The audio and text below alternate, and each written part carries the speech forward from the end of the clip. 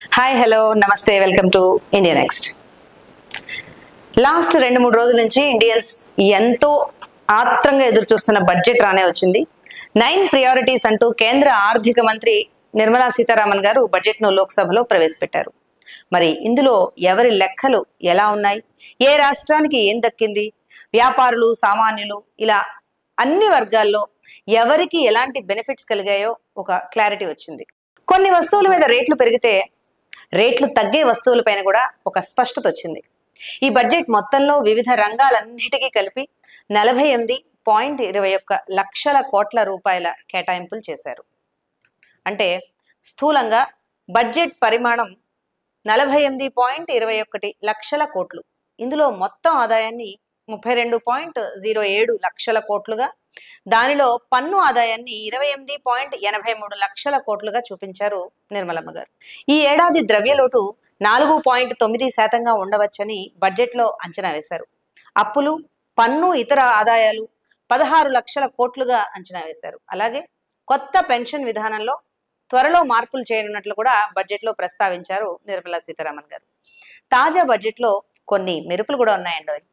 ఈసారి 1 గంట 22 నిమిషాల పాటు నిర్మలా సీతారామన్ గారు సభలో ప్రసంగించారు. పార్లమెంట్ ముందుకు వచ్చిన బడ్జెట్ ను చూస్తే మొత్తం 9 రంగాలపై మెయిన్ గా ఫోకస్ చేసినట్టు కనిపిస్తోంది.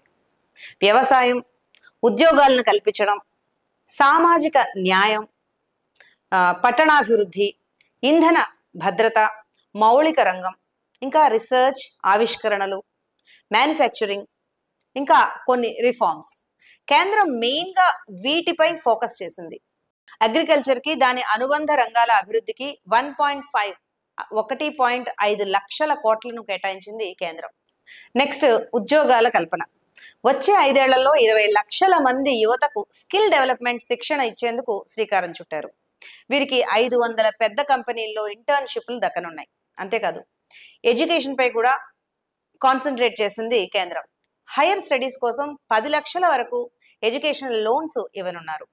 ఓవరాల్ గా విద్యా, ఉద్యోగం, స్కిల్ డెవలప్మెంట్ కోసం 1.48 లక్షల కోట్లు కేటాయించారు. అంతేకాదు ఉద్యోగాల కల్పన కోసం స్టార్టప్లు కూడా ఎంకరేజ్ చేయాలని నిర్ణయించింది ప్రభుత్వం.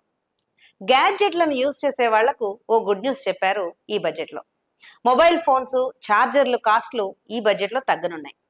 క్యాన్సర్ డ్రగ్స్ పై పూర్తిగా ట్యాక్స్ నే ఎత్తేశారు. ఇక బంగారం, వెండిపై కస్టమ్స్ ట్యాక్స్ ను 6% తగ్గించడంతో వాటి ధరలు కూడా తగ్గుతాయి.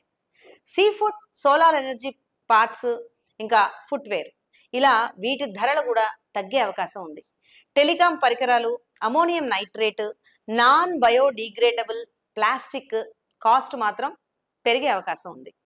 అయితే బడ్జెట్ను అలా ప్రవేశపెట్టారో లేదో స్టాక్ మార్కెట్లు ఇలా పడిపోయాయి. దానికి చాలా కారణాలు కాదు, మెయిన్ గా ఒకే ఒక కారణం ఉంది. అదే క్యాపిటల్ గెయిన్స్ పై ట్యాక్స్ ని పెంచడం.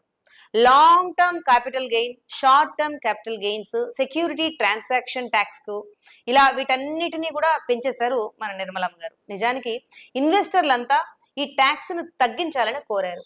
వీలైతే long term capital gains tax ని పూర్తిగా తొలగించాలి అన్నారు.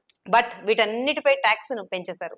దీంతో స్టాక్ మార్కెట్లపై ఈ ఎఫెక్ట్ పడింది. క్యాపిటల్ గెయిన్స్ పై పన్ను మినహాయింపు పరిమితిని 1,25,000కు పెంచారు. కొన్ని స్పెసిఫైడ్ అసెట్స్ పై long term capital gain tax ను 12.5%కి పెంచారు. Unlisted bonds, debt mutual funds లకు ప్రస్తుత ట్యాక్స్ రేట్లే వర్తింపచేశారు. ఇక ఇన్వెస్టర్లకు ఏంజల్ ట్యాక్స్ ను రద్దు చేశారు. కేంద్ర బడ్జెట్ ఎప్పుడు ప్రవేశపెట్టినా ఇన్కమ్ ట్యాక్స్ స్లాబ్లపై సాలరైజ్డ్ ఎంప్లాయీస్ ఎదురు చూస్తూ ఉంటారు. ఆదాయంపై ట్యాక్స్ పరిధి పెంచుతారా అని చూస్తూ ఉంటారు. అయితే ఈసారి స్వల్ప ఊరటనిస్తూ కొత్త పన్ను విధానంలో కేంద్ర ఆర్థిక మంత్రి నిర్మలా సీతారామన్ గారు కొన్ని మార్పులే చేశారు. పన్ను స్లాబుల్లో మార్పుతో పాటు స్టాండర్డ్ డిడక్షన్ విషయంలో ఊరటనిచ్చారు. ప్రస్తుతం స్టాండర్డ్ డిడక్షన్ 50,000 అంటే 50,000గా ఉండగా ఆ మొత్తాన్ని 75,000 రూపాయలకు పెంచుతున్నట్టు ప్రకటించారు.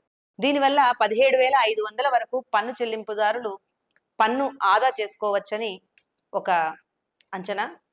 అయితే పన్ను విధానంలో మాత్రం ఎలాంటి మార్పులు కూడా చేయలేదు.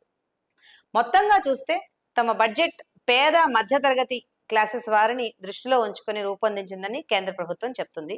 దానికి పూర్తి విరుద్ధంగా ఉందని విపక్షాలు చెప్తాయి ఎప్పట్లాగానే. అయితే కొన్ని రాష్ట్రాలపైనే ఎక్కువ ఫోకస్ చేయడం మాత్రం చాలా రాష్ట్రాలకు నచ్చలేదు. ఇదండి లేటెస్ట్గా బడ్జెట్ విశేషాలు. Thank you.